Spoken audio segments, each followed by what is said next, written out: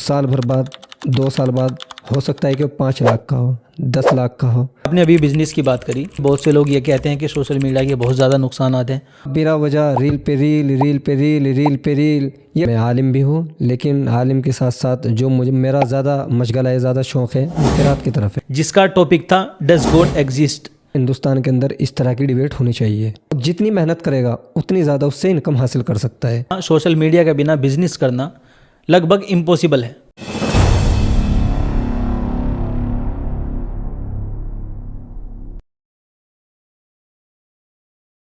दोस्तों, स्वागत है आप सबका हमारे YouTube channel talks with Chaudhary में। दोस्तों, ये हमारे चैनल का पहला पॉडकास्ट है और हमारे पहले पॉडकास्ट के पहले गेस्ट हैं कारी मोहम्मद जुनैद। ये एक ऐसे कारी हैं जिन्होंने बहुत कम उम्र में हिंदुस्तान में ईरान कल्चर हाउस में अवार्ड जीता था। ये ऐसे कारी हैं जिन्होंने बहुत कम उम्र में ईरान जाकर अपने मुल्क का नाम रोशन किया। तो दोस्तों, चलिए आज हम बात करते हैं कारी मोहम्मद जुनैद से।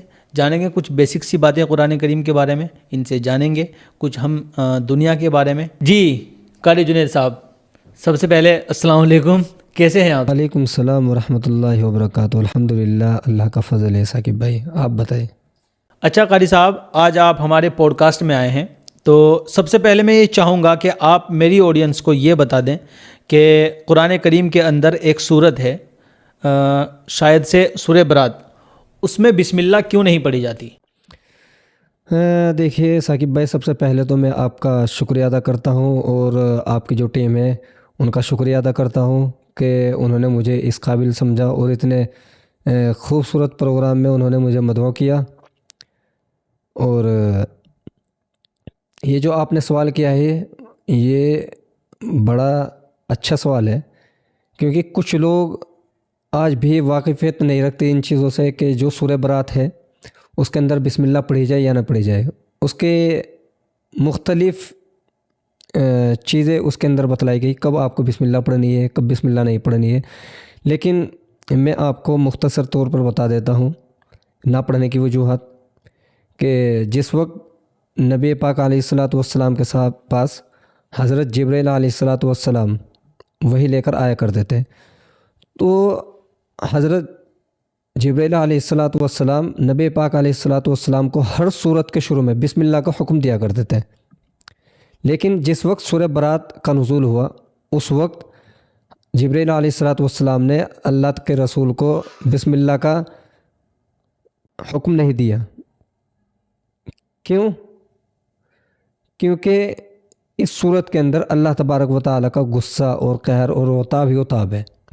जैसे बिस्मिल्लाह के अंदर रहमत है, तो जिस तरीके से आग और पानी एक साथ जमा नहीं हो सकती, इसी तरीके से रहमत और गज़ब एक साथ जमा नहीं हो सकते। एक वजह यह है, और दूसरी वजह यह है जिसको, क्योंकि बाज़ अहले फ़न ये कहते हैं कि सूरह अनफ़ाल, सूरह तौबा सूरह अनफ़ाल का जुज़ है। तो अगर हम सूरह अनफ़ाल को ख़त्म करके सूरह अनफ़ाल का वसल करेंगे सूरह तौबा से, तो उस सूरत में किसी भी इमाम के नज़दीक, किसी भी अहले फ़न के नज़दीक बिस्मिल्लाह नहीं पढ़ सकते, बिस्मिल्लाह नहीं पढ़ी जाएगी। अलबत्ता हाँ, अगर आपने क़िरात की इब्तिदा की सूरह तौबा से ही क्यों नहीं की, तो आप उस वक्त बिस्मिल्लाह पढ़ सकते हो। बाज़ अहले फ़न जो है बिस्मिल्लाह पढ़ते हैं, वो सिर्फ बरकत के लिए पढ़ते हैं। और अगर सूरह तौबा के आप दरमियान से पढ़ना शुरू करोगे तब भी आप बिस्मिल्लाह पढ़ सकते हैं, कोई मसला नहीं है। लेकिन अगर वसल करके पढ़ोगे, यानी सूरह अनफ़ाल का वसल करेंगे आप सूरह तौबा से, तो उस सूरत में किसी भी इमाम के नज़दीक बिस्मिल्लाह पढ़ना सही नहीं है। यानी कि जो आपने बताया, सूरह अनफ़ाल अगर हम पढ़ रहे हैं और सूरह अनफ़ाल पढ़ते पढ़ते हम आगे भी पढ़ेंगे जो कि सूरह तौबा आ जाती है, तो सूरह तौबा में फिर बिस्मिल्लाह आप नहीं पढ़ेंगे।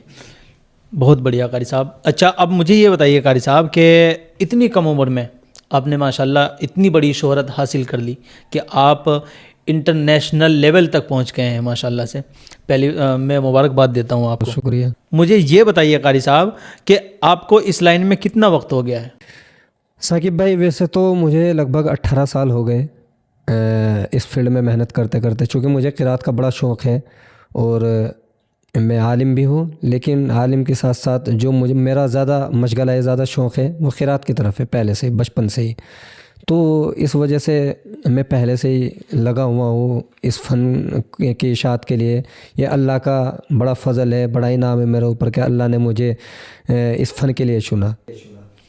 माशाल्लाह, बहुत बढ़िया। अच्छा कारी साहब, मुझे ये बताइए कि आप सबसे ज़्यादा कौन से कारी को सुनते हैं? देखिए, कारी तो जो भी कुरान करीम पढ़ते हैं सभी अफ़ज़ल पढ़ते हैं, चूँकि कुरान करीम जो है वो अफ़ज़ल कलाम है, मलिकुल कलाम है। तो उसमें जो पसंदीदा कारी है मैं सुनता हूँ शेख अब्दुल बासित रहमतुल्लाह अलैह को, और जो किबार कुर्रा है जैसे शेख सिद्दीक़ मंशावी हो गए, शेख खलील हुसरी हो गए, और इसी तरीके से जो आज के नए नए कारी जैसे शेख हज्जाज रमज़ान अल-हिंदावी है, बहुत फेमस कारी है, शायद कोई ऐसा कारी होगा जो उनको ना जानता हो। और इसी तरीके से महमूद शाहत हैं, उनको भी मैं बड़ा सुनता हूँ और बड़ा पसंद करता हूँ। तो अक्सर बेशतर मैं इन्हीं दो कारियों को सुनता हूँ। जो अरबी कुर्रा है, अलबत्ता हमारे हिंदुस्तान के अंदर भी ये बड़े नायाब कुर्रा है, उनको भी सुनता हूँ। अच्छा, माशाल्लाह। चलिए कारी साहब, ये तो हो गई आपके प्रोफेशन की बात, क्योंकि आप इस लाइन में हैं और इस लाइन में बहुत टाइम से आप खिदमत अंजाम दे रहे हैं, लोगों को कुरान करीम पढ़ना सिखा रहे हैं आप, और लोगों को सिखा रहे हैं कि कुरान करीम को किस तरीके से सही पढ़ना चाहिए और कुरान करीम किस तरीके से दुरुस्त हो सकता है। अच्छा कारी जुनैद साहब, अभी आई थिंक 20 दिसंबर में एक डिबेट हुई है मुफ्ती शमाइल और जावेद अख्तर के बीच में, जिसका टॉपिक था डज गॉड एग्जिस्ट, कि क्या कोई क्रिएटर है। तो पहले तो मुझे आप ये बताइए कि आप इस डिबेट से क्या पैगाम देना चाहते हैं लोगों को, और इस तरह की डिबेट्स हिंदुस्तान के अंदर होनी चाहिए या नहीं होनी चाहिए? देखिए साकिब भाई, ये जो डिबेट हुई है मैं चाहता हूँ कि हिंदुस्तान के अंदर इस तरह की डिबेट होनी चाहिए। इससे एक पैगाम पहुँचा है कि दो नज़रियात के लोग कितने महज़्ज़ब तरीके से अपने अपने दलाइल पेश करते हैं। और जावेद अख्तर साहब जो है वो एथिस्ट है, वो नहीं मानते कि इस कायनात का कोई चलाने वाला है। वो कहते हैं कि ये कायनात जो है कोई चलाने वाला नहीं है, ये ऑटोमेटिक जो यूनिवर्स ऐसे चलते हैं। लेकिन मुफ्ती शमाइल साहब ने जिस अंदाज़ से उनको बताया है, जिस अंदाज़ से मुफ्ती शमाइल साहब ने अपनी दलीलों के साथ उनको बात बतलाई कि नहीं कोई है इस यूनिवर्स का चलाने वाला, तो मुफ्ती शमाइल साहब ने बहुत अच्छे अंदाज से अपनी बात को रखा है और दलाइल के साथ रखा है। और रही बात, दूसरी बात ये मैं आपसे कहना चाहता हूँ कि इस डिबेट का मतलब ये बिल्कुल नहीं है कि किसी धर्म को छोटा दिखाना या किसी धर्म को ऊंचा दिखाना है, नीचा दिखाना, ये बिल्कुल नहीं है। इसका मकसद बिल्कुल ये नहीं है, बल्कि जिस तरीके से मुफ्ती साहब ने अपनी बात को बयान किया है, बहुत खूबसूरत अंदाज़ में मुफ्ती साहब ने अपने दलाइल पेश किए और जावेद अख्तर साहब ने अपने दलाइल पेश किए। और इस डिबेट का मकसद ये था कि इस यूनिवर्स को चलाने वाला कोई है, किसी भी धर्म को टारगेट करने के लिए डिबेट शायद नहीं हुई। अच्छा कारी साहब, मैं आपसे एक बात और जानना चाहता हूँ कि आज का हमारा जो नौजवान है ये डिप्रेशन में रहता है, फ्रस्ट्रेशन में रहता है कि किस तरीके से ये पैसे कमाएं, किस तरीके से ये अपने सपनों को पूरा करें। तो मैं आपसे ये जानना चाहता हूँ और आपके ज़रिए से, आपकी ज़बान से मैं अपनी ऑडियंस को ये बताना चाहता हूँ कि आज के नौजवान को नौकरी के पीछे जाना चाहिए या फिर अपने पैसे लगाकर अपना बिज़नेस करना चाहिए? देखिए साकिब भाई, हर आदमी का अपना अलग अलग नज़रिया होता है। किसी को नौकरी करना पसंद होता है, किसी को बिजनेसमैन बनना पसंद होता है। लेकिन मुझसे अगर कोई कहे तो मैं यही मशवरा दूंगा कि अगर किसी को 20,000 या 30,000 रुपये वाली नौकरी मिले और उसके पास 20-30 हज़ार रुपये है तो बिजनेस में लगाए, यानी कि अपना बिजनेस स्टार्ट करे। चूँकि आज उसने 20,000 रुपये या 10,000 रुपये या 50,000 रुपये, जैसा जिसका बजट होगा, उसने बिजनेस में लगाए, वो साल भर बाद, 2 साल बाद हो सकता है कि वो 5 लाख का हो, 10 लाख का हो, वो उससे बहुत जितनी मेहनत करेगा उतनी ज़्यादा उससे इनकम हासिल कर सकता है। रही बात नौकरी की, अगर मैं नौकरी की बात कहूँ, आपकी नौकरी 20,000 है, वो ज़्यादा से ज़्यादा 1 साल बाद 25,000 हो सकती है या 30,000 हो सकती है, उससे ज़्यादा नहीं हो सकती। तो मैं अपने भाइयों से और अपने दोस्त अहबाब को यही मशवरा दूंगा कि बिजनेस करो, भले ही वो छोटा सा बिजनेस क्यों ना हो, किसी भी तरह का हो, लेकिन अपना काम हो। तो कारी साहब, जैसे आपने अभी बिजनेस की बात करी, जहाँ तक मैं समझता हूँ कि ये दौर वो दौर है जहाँ सोशल मीडिया के बिना बिजनेस करना लगभग इम्पॉसिबल है। तो आप क्या मशवरा देना चाहेंगे इसमें कि आज के वक्त में नौजवान को सोशल मीडिया पर आना चाहिए या नहीं, जबकि बहुत से लोग ये कहते हैं कि सोशल मीडिया के बहुत ज़्यादा नुकसानात हैं और सोशल मीडिया बहुत ज़्यादा नुकसानदेह चीज़ है। आप क्या समझते हैं? बिल्कुल साकिब भाई, आपने सही कहा। और मैं अपने नौजवान भाइयों से अपील करता हूँ, यही गुजारिश करूँगा कि सोशल मीडिया पर आना चाहिए, क्योंकि हर एक चीज़ के दो पहलू हैं, उसके बेनिफिट्स भी है और उसके नुकसान भी है।